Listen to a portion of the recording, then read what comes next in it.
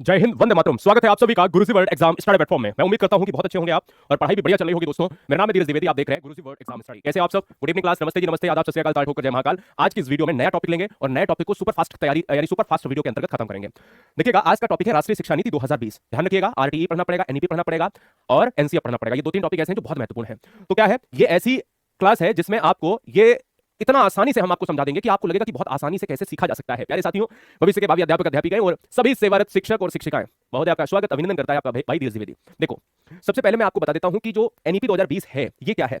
NEP 2020 की जब हम बात करते हैं तो आपको ये जान लेना है कि एनईपी 2020 जो कॉन्सेप्ट आया है ये शिक्षा के क्षेत्र में बदलाव का कॉन्सेप्ट है। क्या है? शिक्षा के क्षेत्र में बदलाव की बात करता है। क्या कोई एनईपी पहली बार आया है? जी नहीं। एनसीएफ क्या पहली बार आया था? जी नहीं। एनसीएफ भी 4 आ चुके हैं और एनईपी भी जो है आपके 68, 86 और 20 में तीसरा जो है एनईपी है। एनईपी क्या है? एनईपी जो है आपका न्यू एजुकेशन पॉलिसी है। क्या है दोस्तों? जब आप एनईपी की बात करते हो तो एन का मतलब क्या है? न्यू, ई का मतलब है एजुकेशन, पी का मतलब है पॉलिसी। इसको कहा जाता है राष्ट्रीय शिक्षा नीति, यानी नई राष्ट्रीय शिक्षा नीति कब आई है? 2020 में। क्या इससे पहले भी राष्ट्रीय शिक्षा नीति आई हुई है? तो समझिए, अगर मैं आपसे ये कहूं कि कब कब आई है, पहली एनईपी आई थी 1968 में, दूसरी आई थी 1986 में और तीसरी जो हम पढ़ रहे हैं यह है 2020 में।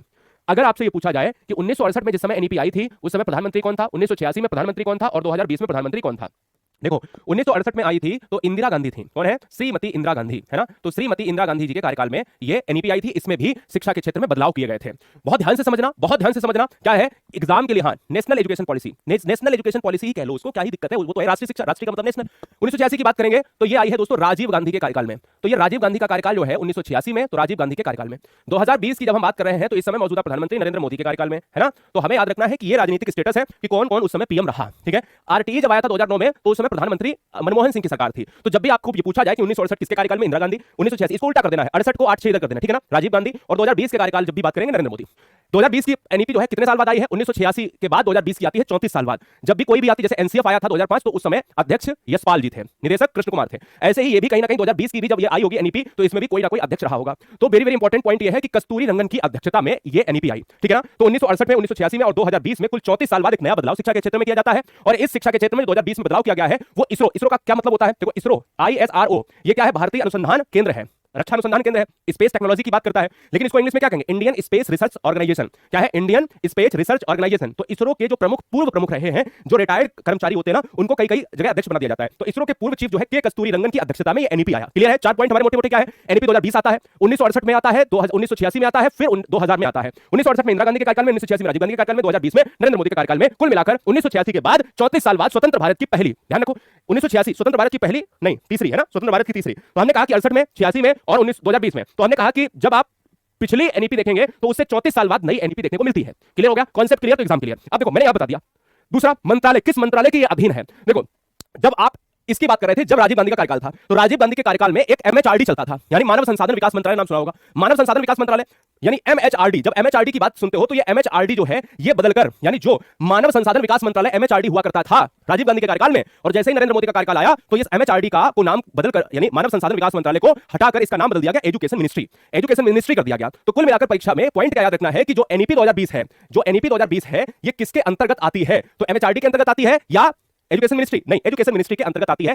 अब एमएचआरडी का नाम, कुल मिलाकर एक पॉइंट याद रखो, एमएचआरडी का नाम बदलकर एनईपी 2020 में क्या कर दिया गया? तो आंसर क्या होगा? एजुकेशन मिनिस्ट्री कर दिया गया। यानी अब जो है पहला जो मानव संसाधन विकास मंत्रालय था, अब उसको बदलकर क्या कर दिया गया? शिक्षा मंत्रालय। यानी सरकार ने नाम बहुत बदले हैं, ठीक है ना। ये बात आप खूब जानते हो, अच्छे से जानते हो। केंद्र व राज्य के सहयोग से शिक्षा पर निवेश का नया लक्ष्य रखा गया। और अगर पूछा जाए डायरेक्ट क्वेश्चन क्या बनता है? यहां से डायरेक्ट क्वेश्चन ये बनता है कि एमएचआरडी का नाम बदलकर एजुकेशन मिनिस्ट्री कर दिया।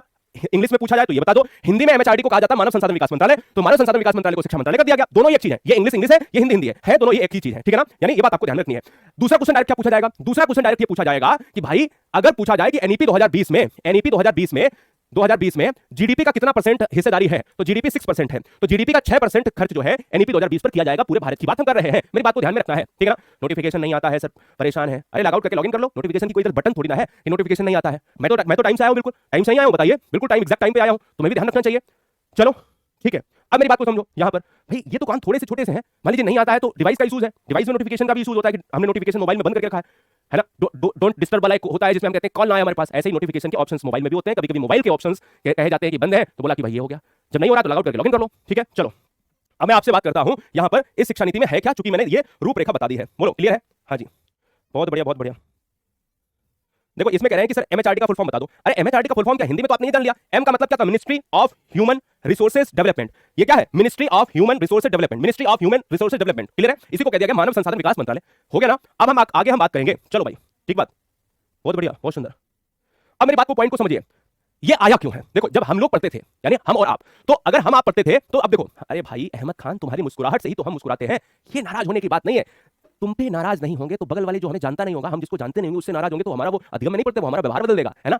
तो जब भी हंसी मजाक होती है तो तुमसे होती है, नाराजगी तो तुमसे होती है, सुबह की शुरुआत तुमसे होती है और रात्रि का अंतिम प्रहर भी तुम पर खत्म होता है। तो फिर यार तुम मेरे लिए महत्वपूर्ण हो। देखो जब हम तुम पढ़ते थे ना तो 10+2 होता था कि 9 के बाद हमने 10 पढ़ा और 10 के बाद 10+2 यानी 11-12 करा। लेकिन इसी प्रक्रिया को 10+2 प्रक्रिया को क्या बदल दिया गया? इसको पार्ट में कर दिया गया, इसको पार्ट बाय पार्ट कर दिया गया। यानी 10+2 जो है ये ओल्ड पैटर्न था।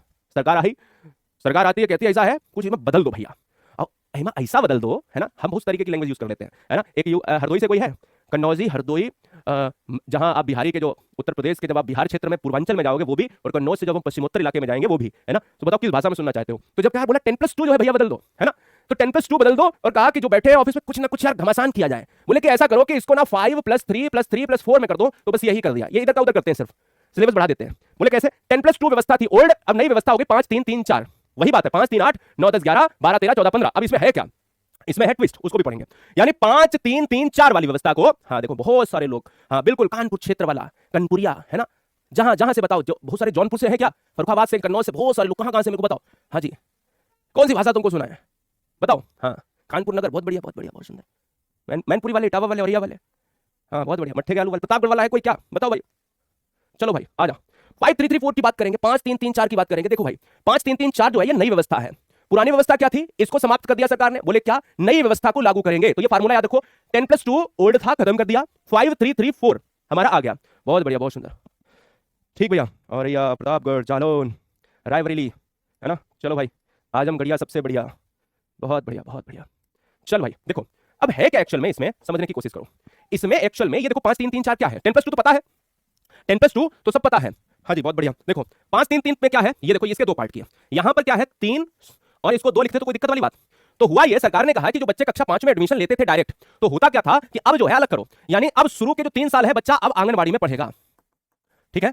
और जो ये है ये क्लास 1 और क्लास 2, है ना? तो अब इसमें जो 3 साल है वो पढ़ेगा आंगनबाड़ी में, तो और जो 2 साल इसमें बचेंगे वो क्लास 1 क्लास 2 करेगा। बस इतना याद रखना है, बाद बाकी सब कुछ हो जाएगा, ठीक है? अब बोले सर कैसे? तो पहला क्वेश्चन आपसे अगर पूछा जाए कि आंगनबाड़ी में प्री स्कूल, इसको इंग्लिश में कहते हैं प्री स्कूल, क्या कहते हैं इंग्लिश में? इसको कहा जाता है प्री स्कूल। तो प्री स्कूल में बच्चे कितने साल पढ़ेंगे? मेरे साथ कमेंट बॉक्स में बताओ। आंगनबाड़ी में, आंगनबाड़ी में कितने साल? 3 साल, ठीक है? बहुत बढ़िया जालौन, बहुत बढ़िया, बहुत बढ़िया शाहजहांपुर, बहुत बढ़िया दोस्तों, क्या बात है गोंडा, क्या बात है कुशीनगर, प्रतिभा, बहुत बढ़िया। चलो देखो प्यारे साथी, जब भी हम बात करते हैं आगरा मथुरा वाले भी बहुत लोग हैं इसमें, इस वीडियोस में बहुत लोग हैं। चलो भाई देखो, मैं आपसे कहता हूं कि आंगनबाड़ी में बच्चा कितने साल पढ़ेगा? नई एजुकेशन पॉलिसी में 3 साल, बचा हुआ 2 साल इसमें 5 के स्लॉट में क्लास 1 क्लास 2 करेगा। अब इसके क्लास 2 के बाद क्या करेंगे? क्लास 3 4 5, है ना? 3 है ना, 3 4 5, इसमें 3 साल पढ़ेगा ना। देखो इसमें 2 साल पढ़ा क्लास 1 क्लास 2, इसमें क्या पढ़ेगा? 3 4 5, 3 4 5, फिर ये स्तंभ 3 का आएगा, इसमें पढ़ेगा 6, इसमें पढ़ेगा 7, इसमें पढ़ेगा 8 और फिर इसमें 4। अब 8 के बाद हम क्या करेंगे? 9 10 11 12। देखो वही हुआ, 10+2 हमने बस 12, 10+2 बराबर भी 12 होता था और यहां पर भी 12 हो रहा है, बशर्ते कुछ चीजें बदल दी। आंगनबाड़ी में बच्चा 3 साल पढ़ेगा, ठीक है? बुंदेलखंड, उत्तराखंड, सीतापुर, अमरोहा, ललितपुर, बहुत बढ़िया, बहुत बढ़िया, बहुत बढ़िया। अमरोहा आंगनबाड़ी बाल बाटिका हो गया। अच्छा शबनम, मुझे नहीं पता है प्री स्कूल को क्या कहते हैं, है ना? तुम्हें ही तो पता है। समावेशी शिक्षा और ईसीसी, ईसीसी क्या है? Early childhood care and education. तो एक बात समझ में आ गई कि 10+2 जो है खत्म कर दिया गया है जी, और 5-3-3-4 जो है लेकर आए गए हैं। समझ गए? ये बात याद रखिएगा। नया फार्मूला क्या है एनईपी का? 5-3-3-4। याद करना ही नहीं है प्यारे साथी, याद नहीं करना है। राजकुमार बहुत जल्दी आ जाएगा, है ना? आज नाइट में बुक भी लॉन्च हो जाएगी, चिंता नहीं करिए। मैंने आपको बोला था ना 5-3-3-4, 5-3-3-4 जो है 10+2, 5-3-3-4 नहीं है, 10+2 नकार दिया गया। इसका याद रखना, ये फार्मूला बहुत महत्वपूर्ण है, ठीक है? शुरुआती 5 साल बुनियादी शिक्षा पर आधारित, खेल आधारित, गतिविधि आधारित। वही तो मैंने बताया, शुरू में बच्चा आंगनबाड़ी में जाता है तो क्या करता है? शुरू के 5 साल खेल आधारित बच्चों को सिखाया जाएगा, जिसमें 3 साल प्री स्कूल में रहेगा और जो 2 इसमें बचेंगे वो क्लास 1 क्लास 2 करेगा। लेकिन कैसे सिखाओगे? खेल खेल से सिखाओगे, खेल खेल से सिखाओगे दोस्तों, बहुत बढ़िया। चलो हाँ जी, अब अगर मैं बात करूं तो 5 साल शुरू के वो खेल आधारित, खोज आधारित आंगनबाड़ी में, प्री स्कूल में बाल वाटिका, वही प्री स्कूल होता है बाल वाटिका जिसका आपने नाम लिया था अभी। 2-3 नाम, मैं हंसी मजाक में इसको आंगनबाड़ी में कहता हूं, है ना? आपको याद करना है। 3 साल कहां जाएगा बच्चा? आंगनबाड़ी में जाएगा। इसका मतलब है कि आंगनबाड़ी में जाएगा। आंगनबाड़ी को इंग्लिश में कहते हैं प्री स्कूल और वही है बाल वाटिका केंद्र, ठीक है ना? का एकीकरण लक्ष्य 2030 तक 100% सकल नामांकन अनुपात, जिसको जीईआर कहते हैं। ये कुछ नहीं करेंगे। गवर्नमेंट बिल्कुल घटिया गवर्नमेंट है। घटिया का मतलब है कि सारे लोग, भाई तुम लक्ष्य रख देते हो, एकदम गधापन चल रहा है, तुम 30 तक रख देते हो, 15 तक रख देते हो, 20 तक रख देते हो, गरीबी खत्म हो जाएगी, बेरोजगारी खत्म हो जाएगी, शिक्षा में सारे लोग जो है निपुणता प्राप्त हासिल कर लेंगे बच्चे, है ना यार। मतलब हद होती है कुछ किसी भी चीज की। तो यहां समझो, मैंने वही बताया था कि पांच शुरुआत के 5 साल क्या होते हैं, 3 ईयर आंगनवाड़ी और प्लस 2 ईयर जो है इसके वो क्लास 1 एंड क्लास 2। यहां तक समझ आ गया तो एक बार लिख दो। जी हाँ सर, ठीक है, ठीक है, मेरी बात को समझ गए, ये बात आपको ध्यान में रखना है। चलो भाई, अब इसमें है क्या, फोकस ऑन अंडरस्टैंडिंग, यानी इस पूरी एनईपी में रटंत्र प्रणाली पर क्या है, रटंत्र प्रणाली पर जो है रोक लगाई गई है और समझाया गया है कि अंडरस्टैंडिंग का मतलब है कि समझ, ऐसे पढ़ना है, पढ़ाना है जो समझ आधारित हो, कॉन्सेप्चुअल अंडरस्टैंडिंग। कॉन्सेप्चुअल अंडरस्टैंडिंग की बात हम कर रहे हैं, उसकी बात यहां पर समझ लो कि रटंत्र प्रणाली का अंत किया गया। ओल्ड में क्या था, नए में क्या था, देखो नोट्स देखो मेरा, मैं कहते कैसे पढ़ाता हूं। रोट लर्निंग पर इसको रोक लगा दी गई, केवल परीक्षा के लिए पढ़ाई कि नहीं, परीक्षा में बच्चा नंबर ज्यादा ले आए, उस पर रोक लगा दी गई। तो फिर क्या इसमें नया किया गया, नया यह किया गया कि रटना मना है पर सीखना है कैसे, समझ आधारित अंडरस्टैंडिंग, कॉन्सेप्चुअल अंडरस्टैंडिंग पर। कॉन्सेप्चुअल अंडरस्टैंडिंग यानी रचनावादी, करके सीखना, लर्निंग बाय डूइंग प्रोसेस पर बच्चा सीखने के तरीके अलग होंगे बच्चे के, कुछ करेगा तो सीखेगा। संरचनात्मक समझ, वही मैं कह रहा हूं, कॉन्सेप्चुअल अंडरस्टैंडिंग, कॉन्सेप्चुअल अंडरस्टैंडिंग, बार बार मैं कह रहा हूं, ठीक है ना, बहुत बढ़िया, बहुत सुंदर, नूरुल हसन, बहुत बढ़िया, क्या बात है। हाँ चलो, आलोचनात्मक चिंतन, क्रिटिकल थिंकिंग, क्रिटिकल थिंकिंग समझ गया ना। सीटेट में कितने लोग पढ़े थे, समझाया था कि बच्चा सोचने पर मजबूर हो जाए कि अगर तुमको एक दिन का प्रधानमंत्री बना दिया जाए तो क्या करोगे, तो सोचने पर मजबूर हो जाए कि सोनू नाम का लड़का कक्षा में कुछ और बताए, मोनू नाम का लड़का कक्षा में कुछ और बताए। तो ये बात आपको ध्यान में रखना है, ठीक है। प्रवीण, जिस तरह से तुम कमेंट्स लिख रहे हो उस तरह से तुम्हारी मनसा ही है कि तुम फेल ही हो जाओगे। हम तुम्हारे ये देखेंगे कि सीडीपी और हिंदी में और ईवीएस में या आपका जो पेपर 2 वाला पोर्शन है उसमें नंबर कितने आते हैं। मैं पता है एक चीज पूछता हूं हमेशा, कभी कभी एक चीज पूछता हूं और इस पर जरा ध्यान भी देना कि जैसे 5 सब्जेक्ट आपके हैं पेपर 1 में, और ऐसे ही पेपर 2 में जब आप आते हो तो 3 2 5 एक दो और सब्जेक्ट बढ़ जाते हैं। जैसे साइंस में चले जाओगे तो बायोलॉजी, केमिस्ट्री और फिजिक्स हो जाएगा, उधर एसएसटी में 3 और बढ़ जाएंगे, 3 4। मैं आपसे ये कहता हूं, अरे सर मेरा इसमें एक सब्जेक्ट जो है ना वो बड़ा कमजोर है और उसकी वजह से मेरा रिजल्ट बड़ा खराब रहा। ये अगर किसी के माइंड में है तो ध्यान रखना, तुम्हारी कोई भी उम्र हो तुम गलत तरीके से पढ़ रहे हो। मुझे ये बताओ कि मैं हूं धीरज द्विवेदी, आपका भाई धीरज द्विवेदी, क्या मैं सर्वज्ञाता होऊंगा? नहीं, मेरा भी कोई ना कोई ऐसा पॉइंट होगा जो नेगेटिव पॉइंट होगा, जो माइनस होगा और जो कमजोर पक्ष भी होगा। पर मैं सारे सब्जेक्ट पढ़ाया हूं, लेकिन वो उतना बेहतर नहीं होगा। और वो किसको पता होगा ये बताओ, वो मेरे को ही पता होगा। तो मैं सिंपल सा एक फैक्ट पूछता हूं कि तुम जिस सब्जेक्ट की बात कर रहे हो वो ऑलरेडी तुम्हारा कमजोर है, और तुमने सीडीपी वाले पोर्शन में तुम लेकर आ गए 22 नंबर, मेरे 22 नंबर तो सीडीपी में आ गए सर, लेकिन इसमें तो सर कम हो गए 22 नंबर। तुम्हें सीडीपी में लगता है कि बेस्ट स्कोर है, बहुत घटिया स्कोर है ना। सीडीपी 24, ऐसा मत बोलिए, 24 भी बहुत अच्छा स्कोर नहीं है। सीडीपी 24 का जो स्कोर लेके बैठे हो ना, ये कोई अच्छा स्कोर नहीं है। सीटेट में 30 में 29 और 30 का रेशियो चलता है, एवरेज बच्चे 29 30 लेकर आते हैं। जब सीडीपी में मैं जान लगा रहा हूं, हिंदी में जान लगा रहा हूं, हर चीज में जान लगा रहा हूं, जो चीजें नहीं होंगी ना उन सारे सब्जेक्ट की मेरी 15-15 वीडियोस आएंगी, आप देखना भी।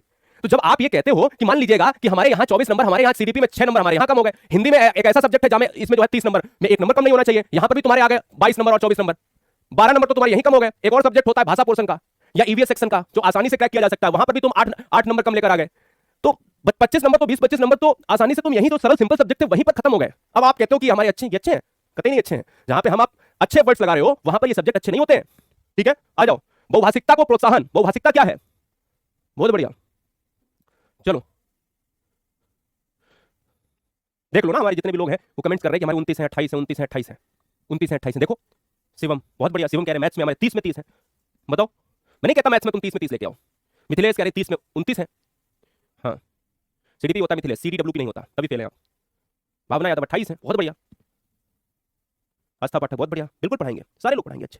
आ जाओ प्यारे साथियों, देखो जितने भी भविष्य के भावी अध्यापक अध्यापिका और वर्तमान शिक्षक शिक्षिका, देखो एक बहुभाषिकता होती है। बहुभाषिकता क्या है, आसानी से समझाता हूं। मान लीजिए आप कक्षा के अध्यापक हैं, आप इंग्लिश भी बोल लेते हैं, हिंदी भी बोल लेते हैं और साथ में संस्कृत भी आपको आती है और कुछ और भी आता है, तो इसका मतलब है कि आप बहुभाषी अध्यापक हैं।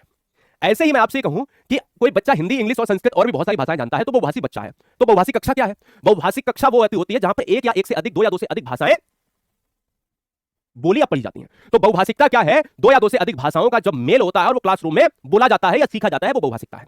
क्लियर है। चलो, कक्षा 5 तक शिक्षा का माध्यम कैसा होना चाहिए, पॉइंट को नोट किया जाए प्यारे साथी। जिस परिवेश में बच्चा पला बढ़ा है उसी परिवेश में भाषा होनी चाहिए, ठीक बात, ये बात याद रखिए। दूसरी चीज, बहुभाषी होने के यहीं से क्वेश्चन बनता है, ये लाइन याद रखिएगा, ये लाइन याद रखिएगा, दोनों डायरेक्ट ऑप्शन में मिलेगी। ये लाइन याद रखिएगा, ये लाइन याद रखिएगा, डायरेक्ट ऑप्शन में मिलेगी। ये बहुत महत्वपूर्ण कॉन्सेप्ट है, डायरेक्ट क्वेश्चन के ऑप्शन में मिलेगा आपको। तो पहला कक्षा 5 तक मातृभाषा में, स्थानीय भाषा में पढ़ाई होनी चाहिए। बहुभाषी होने के संज्ञानात्मक, उच्च संज्ञानात्मक लाभ होते हैं, ये डायरेक्ट ऑप्शन में मिलेगा, क्वेश्चन आएगा, ठीक है। मेरी बात को समझना दोस्तों, हाँ ठीक है। चलो बहुत बढ़िया, अब आ जाओ पॉइंट को नोट किया जाए। त्रिभाषा सूत्र 3 लैंग्वेज फार्मूला लागू रहेगा। याद रखिए, संस्कृत को एक विकल्प यानी दूसरी भारतीय भाषा के रूप में रखा जाएगा। तो संस्कृत को किस विकल्प के रूप में रखा जाएगा? तो ऑप्शन में दूसरी भाषा याद रखना, ठीक है, डायरेक्ट क्वेश्चन। तो भाषा मातृभाषा में बच्चों को पढ़ाया जाना चाहिए, और बहुभाषिकता जो है एक या दो से अधिक भाषाओं का प्रयोग होता है। क्या बहुभाषिकता का प्रयोग स्कूल में करना चाहिए? जल्दी से बताओ, यस और नो, यस और नो, जल्दी से बताओ। क्या बहुभाषी दो या दो से अधिक भाषाओं का प्रयोग होना चाहिए कक्षा में? Comment fast. तो दो भाषाओं का प्रयोग होना चाहिए। क्यों? क्योंकि बहुभाषिकता एक संसाधन है, ना कि कोई बाधक है। संसाधन के रूप में है, बाधक नहीं है। रविंद्र सिंह, आपका स्वागत है, ठीक है। मेरी बात को आपको याद रखना है। Yes yes yes yes yes, बिल्कुल सही बात है। कोई नो लिख रहा है क्या? अगर लिख रहा है तो मेरे को बता देना, हम क्लियर कर देंगे। हाँ, बिल्कुल सही बात है, किसी ने नो नहीं लिखा है। चलो, तो इसका मतलब यह है कि बहुभाषिकता में होता यह है कि बच्चे को दो या दो से अधिक भाषाओं को सीखने का मौका मिलता है। ये बात याद रखना है, ठीक है। चलो अगले फैक्ट पर, सतत मूल्यांकन, कंटिन्यूअस इवैल्यूएशन। ये बताओ, पढ़ाई के दौरान जो तुम सिखा रहे हो बच्चों को, उसी समय आप बच्चों का मूल्यांकन कर ले, या सिखाते रहो सिखाते रहो सिखाते रहो सिखाते रहो, एक साल बाद परीक्षा लो, वो बढ़िया है कि दैनिक दिनचर्या में बच्चों का मूल्यांकन भी होता है, वो बढ़िया है? तुम बताओ, जल्दी से बताओ, ठीक है। निशा चौहान, आराम से हो जाएगा। मैं आप लोगों से, मैं एक बात और बता दूं, सेवारत अध्यापक अध्यापिका मेरे लिए बहुत महत्वपूर्ण है।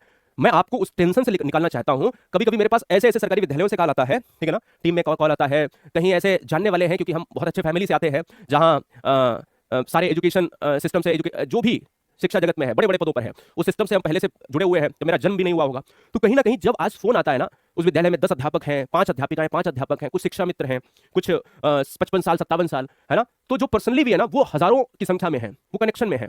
तो वो यही कहते हैं कि इसको कैसे मैनेज करें। मैं आपसे कहता हूं, बस तुम मेरे को 1% टाइम दे देना, तुम्हारी उम्र कितनी भी हो प्यारे साथी, है ना, और आप ये मत समझना कि हमारे बच्चे इतने इतने बड़े हो गए, हम कैसे कर पाएंगे। मैं आपसे बस इतना कहता हूं कि तुम मेरे साथ ना थोड़ा सा टाइम स्पेंड कर लो। आप मेरे लिए महत्वपूर्ण है। ये वाक्य उतना मजबूत बना के रखो कि यहां इस हृदय पे भरोसा इतना बना के रखो कि हम 1% दे पाएं धीरज भैया को। 1% अगर दे दोगे ना, सब कुछ करवा लेंगे, सब कुछ करवा लेंगे, चिंता नहीं करना, बस तुम जॉब में बने रहो, आराम से करवा लेंगे। देखो, सतत मूल्यांकन क्या? साल के अंत को परीक्षा के बजाय सीखने की प्रक्रिया पर जोर, छात्रों की प्रगति के लिए नया राष्ट्रीय मूल्यांकन केंद्र स्थापित। अब ये मूल्यांकन केंद्र क्या? यहीं से डायरेक्ट क्वेश्चन बन सकता है। अगर पूछा जाए परख क्या है, दो तरीके से पूछा जाएगा, ध्यान दो। पहला, एक तो पूछा जाएगा परख क्या है। क्या पूछा जाएगा? अगर पूछा जाए परख क्या है, ये खा बना है, तो परख क्या है? मूल्यांकन केंद्र है। ध्यान रखना, परख एक मूल्यांकन केंद्र है। और अगर पूछा जाए राष्ट्रीय शिक्षा नीति 2020 के अंतर्गत मूल्यांकन केंद्र का नाम क्या है, तो उसका नाम होगा परख। तो याद रखना है, परख क्या है? मूल्यांकन केंद्र। रट लो दिमाग में, मूल्यांकन केंद्र है। तो एनईपी 2020 में एक मूल्यांकन केंद्र स्थापित किया गया जिसका नाम है परख। इसका उद्देश्य क्या है? मानदंड, मानक और दिशा निर्देश निर्धारित करना, स्कूलों को, शिक्षा प्रणाली को, कैसे कैसे शिक्षा दी जाती है बच्चों को, कैसे एक अध्यापक बच्चों को डिलीवर करे अपना नॉलेज। वही दोस्तों, वही याद रखना है। असेसमेंट सेंटर की स्थापना होती है जिसको कहा जाता है परख। क्लियर है? आ जाओ, शिक्षक और उच्च शिक्षा, ये इतना जरूरी नहीं लेकिन फिर भी समझ लो। एनईपी 2020 में चूंकि शिक्षक का सेवारत भी है, नए बनने वाले भी है, ठीक है ना, जो पहली बार तैयारी भी कर रहे हैं उनके लिए भी टारगेट 2030 तक रखा गया है कि न्यूनतम डिग्री योग्यता कितनी होनी चाहिए? न्यूनतम डिग्री योग्यता की बात करें 2030 तक अध्यापन के लिए 4 वर्षीय एकीकृत बीएड अनिवार्य। पहले 2 साल का होता था, 1 साल का होता था, 4 साल का बीएड हो जाएगा। नई शिक्षा नीति के तहत एमफिल डिग्री को समाप्त कर दिया, पहले एमफिल होता था। दिव्यांगजन अधिकार अधिनियम 2016 के तहत सामान्य व दिव्यांगजनों बच्चों के साथ बच्चे एक साथ सीखेंगे। आरपीडब्ल्यूडी एक्ट कहा गया जो 2016 में आया था। आरपीडब्ल्यूडी एक्ट की वीडियो आएगी, उसमें अलग से पढ़ाया जाएगा। ये क्या है? दिव्यांगजन अधिकार अधिनियम 2016 में आया प्यारे साथी, इसको कहा गया आरपीडब्ल्यूडी एक्ट, ठीक है ना, याद रखिएगा। ये कब आया? RPWD act. इसमें 21 तरह की विकलांगताएं या दिव्यांगताएं हैं, पहले 7 थी, अब 21 हो गई हैं। हर दिव्यांग बच्चे को आरक्षण भी मिलता है नौकरी में, याद होगा ना। तो वही दोस्तों है इसमें आरपीडब्ल्यूडी एक्ट में। कोई अपने रीढ़ की हड्डी से है, कोई हाथ से है, कोई पैर से है, किसी भी तरह की विकलांगता है तो वो इसमें आ जाता है। क्लियर? चलिए, अब हमने पूरा पढ़ लिया है। एक बार जरा सोचिए कि इनके आंसर्स क्या होंगे। पहला, दूसरा, तीसरा, चौथा, पांचवा, छठा, 6 क्वेश्चन है, इनके आंसर बताओ। पहला, एनईपी 2020 समिति के अध्यक्ष कौन है? ऑप्शन है यशपाल सिंह, कस्तूरी रंगन, हीरा रंगवानी। 3 ऑप्शन दिए हैं, तुम जरा बताओ। दूसरा, वर्तमान नई शैक्षिक प्रणाली क्या है? 5 4 3 3 5 3 3 4 4 3 5। अगर तुमने पढ़ा होगा तो ये हो जाएगा। शिक्षा पर जीडीपी का कितने परसेंट खर्च किया जाएगा? 8%, 10%, 6%। एमएचआरडी का नाम बदलकर क्या दिया गया? शिक्षा मंत्रालय या मानव विकास मंत्रालय। राष्ट्रीय मूल्यांकन केंद्र एनएसी का नया नाम क्या है? एनटीए यूजीसी परख। नई शिक्षा नीति में कक्षा 5 तक शिक्षा का माध्यम क्या होना चाहिए? अंग्रेजी, मातृभाषा, संस्कृत। तो मेरे को जवाब दे दो। तुमने पढ़ा होगा तो 6 क्वेश्चन आराम से हो जाएंगे। मैं आपसे क्या कहता हूं, आप चेक योर मेमोरी। मैं ऐसे नहीं पढ़ाता, मेमोरी को चेक करने के लिए, एग्जाम में पार देने के लिए पेपर को मैं बैठा हूं ना, ये बात आपको ध्यान में रखना है। चलो चलो भाई, देखो, पहले का मुझे बताया एनईपी 2020 समिति के अध्यक्ष कौन है, तो मुझे किसी ने बताया डॉक्टर के कस्तूरी रंगन। अगर आपने ये सही मारा है तो बिल्कुल सही है, ठीक है। दूसरा, वर्तमान नई शिक्षा नीति का पाठ्यक्रम क्या है? 5 3 3 4 है। मैंने कहा था सूत्र याद रखना, 5 3 3 4। शिक्षा का जीडीपी का कितना परसेंट है? तो दोस्तों 6% है, ऑप्शन नंबर सी। अभी नहीं आपको पता है, मैं दिखाऊंगा। एमएचआरडी का नाम बदलकर क्या कर दिया गया है? एजुकेशन मिनिस्ट्री कर दिया गया है, जिसका नाम है शिक्षा मंत्रालय। याद करो। राष्ट्रीय मूल्यांकन केंद्र एनईसी का नया नाम क्या है? परख कर दिया गया है दोस्तों। नई शिक्षा नीति कक्षा 5 तक बच्चों को कैसे शिक्षा दी जानी चाहिए? मातृभाषा में शिक्षा दी जानी चाहिए। पहला क्वेश्चन क्या था? एनईपी के अध्यक्ष कौन है? तो एनईपी के अध्यक्ष देखिएगा, मैंने आपको बताया है कि एनईपी के अध्यक्ष जो है डॉक्टर कस्तूरी रंगन है। अध्यक्ष कस्तूरी रंगन है, तो मैंने आपको यहां पर बता दिया है कस्तूरी रंगन। अगर मैं आपसे कहता हूं वर्तमान नई शैक्षिक प्रणाली क्या है, तो वर्तमान नई शैक्षिक प्रणाली क्या है? बताओ भाई, वर्तमान नई शैक्षिक प्रणाली क्या है? तो वर्तमान नई शैक्षिक प्रणाली है 5 3 3 4। यही तो बताया, 5 3 3 4। ये देख लो ना फार्मूला, 5 3 3 4। मेरी बात को समझ गए ना? तो वही मैं आपको बताने की कोशिश कर रहा हूं कि ये बात मैंने आपको बताया 5 3 3 4। शिक्षा पर जीडीपी का कितना परसेंट खर्च किया जाएगा? मैंने अभी आपको बताया कि शिक्षा पर जो है जीडीपी का 6% खर्च किया जाएगा। न्यू एजुकेशन पॉलिसी 2020 में क्या 6 जो है परसेंट जीडीपी का खर्च होगा। बताइए, बताया। अब अगर हम बात कर लेते हैं यहां पर, हो गया एमएचआरडी का नाम बदलकर क्या कर दिया गया, एमएचआरडी का नाम बदलकर क्या कर दिया गया है, तो एमएचआरडी को काट दिया गया है, एजुकेशन मिनिस्ट्री कर दिया गया, जिसको शिक्षा मंत्रालय कहा गया, मानव विकास मंत्रालय, मानव संसाधन विकास मंत्रालय को अब शिक्षा मंत्रालय कर दिया गया है। बोलो, ये मैंने बताया ठीक। राष्ट्रीय मूल्यांकन केंद्र का नया नाम क्या है, तो राष्ट्रीय मूल्यांकन केंद्र का नया नाम यानी मूल्यांकन केंद्र का नया नाम जो है परख रखा गया है। बोलो, क्लियर है, आ गया, हो गया ये भी। अंतिम जो है, मैंने आपसे कहा कि नई शिक्षा नीति में कक्षा 5 तक शिक्षा का माध्यम कैसा होना चाहिए, मातृभाषा में होना चाहिए। बोले सर कैसे, तो देखो मैंने बताया कक्षा 5 तक शिक्षा का माध्यम कैसा होना चाहिए, मातृभाषा में होना चाहिए। भैया मुझे ये बताओ, समझ आया तुम्हें? मैंने नई शिक्षा नीति 2020 पढ़ाई है, आप सभी है ना सम्मानित गण। देखिए, नई शिक्षा नीति एक ऐसा चैप्टर है जो राष्ट्रीय शिक्षा नीति से जुड़ा हुआ चैप्टर है, जिसमें एन का मतलब न्यू एजुकेशन यानी तो कुछ भी नहीं है। मैं आपसे क्या कहता हूं, मैंने जब आपसे मैं अभी मिल रहा हूं और 11-12 साल से जब मैं पढ़ा रहा हूं, तो एक ही बात कहता हूं कि मैं तुमसे ज्यादा हीरे जैसा चमका दूंगा। मेरी चमक इतनी फीकी पड़ जाए, ये तुम्हारे ऊपर डिपेंड होना चाहिए कि तुम इतने ज्यादा चमको कि उस चमक में मैं दिखाई ना पड़ूं। समझ में आए? कैसे सीखेगा तो पता होगा उसको कैसे सीखना है। आलोचनात्मक चिंतन का मतलब होता है समालोचनात्मक चिंतन, क्रिटिकल थिंकिंग। ऐसा दिमाग पर ऐसा जोर डाले कि भाई सोचने पर मजबूर हो जाए कि 5 + 4 बराबर इतने इतने होते हैं। इसमें है क्या, 10+2 की व्यवस्था को हटाकर नई व्यवस्था 5-3-3-4 की व्यवस्था को कर दिया गया। इसमें 5 का मतलब है 3 और 2, यानी 3 साल बच्चा प्री स्कूल में आंगनवाड़ी में पढ़ेगा, प्री स्कूल बाल वाटिका में पढ़ेगा, आंगनवाड़ी में पढ़ेगा। बहुत बढ़िया। 2 में आप क्लास 1 क्लास 2 करेंगे, फिर 3 का स्तंभ में 3 4 5 पढ़ेगा, इसमें 6 7 8 पढ़ेगा, इसमें 9 10 11 यानी कक्षाएं हैं। 4 का मतलब है 1 2 3 4 ऐसे, है ना? याद रखिए। तो 5 3 3 4 पर ये ओल्ड व्यवस्था 10+2, न्यू व्यवस्था 5 3 3 4।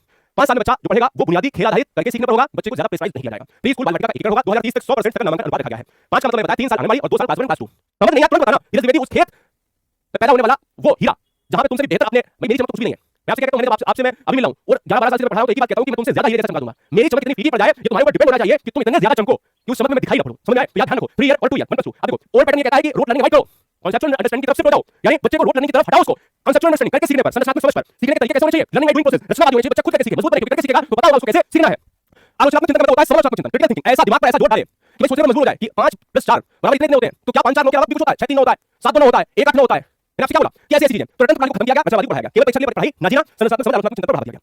भाषा नीति बहुभाषिकता को बढ़ावा दिया। बहुभाषिकता क्या, मल्टीलैंग्वेजिज्म। मल्टीलैंग्वेजिज्म होती है कि 2 या 2 से अधिक भाषाओं को जब आप सीख लेते हो, और जब आप सीख लेते हो तो इसका मतलब ये है कि वो हमारे लिए क्या हो जाती है, संसाधन हो जाती है। तो एक कक्षा में बहुभाषिकता का प्रयोग होना, बहुत सी भाषाओं का प्रयोग होना, दैट इज संसाधन है, रिसोर्सेज है, ना कि कोई ऑब्स्टेकल है, बाधा नहीं है। बाधा नहीं है दोस्तों, क्या कहता है? दूसरी चीज, संस्कृत को विकल्प के रूप में भाषा सूत्र जरूरी है में, और बहुभाषी होने का उच्च संज्ञानात्मक लाभ, ये मैंने बहुत लगाया कि ये बहुत इंपॉर्टेंट है। ये तीनों कांसेप्ट है कांसेप्ट। सतत मूल्यांकन, सतत मूल्यांकन में साल के अंदर परीक्षा के बाद सीखने की प्रक्रिया, परीक्षा मैंने आपको बताया, परीक्षा के लिए ना जीना, है ना, सीखने पर ज्यादा जोर। और मूल्यांकन केंद्र की स्थापना, इसका नाम है परख और मानक। ये क्या करेगा, इसका उद्देश्य है, इसका एम क्या है, मेन टारगेट क्या है, मेन गोल क्या है। तो मेन गोल जो है मानदंड, मानक और निर्धारित करना। तो ये सारी चीजें मैंने आपको बताई और फिर हमने ये सारे क्वेश्चंस कराए। अब बताओ मुझे, अब मैं थोड़ा सा थक गया हूं बोलते बोलते, और मुझे बताओ कि श्वेता जी, रजनीश पाल, उदित नारायण जी,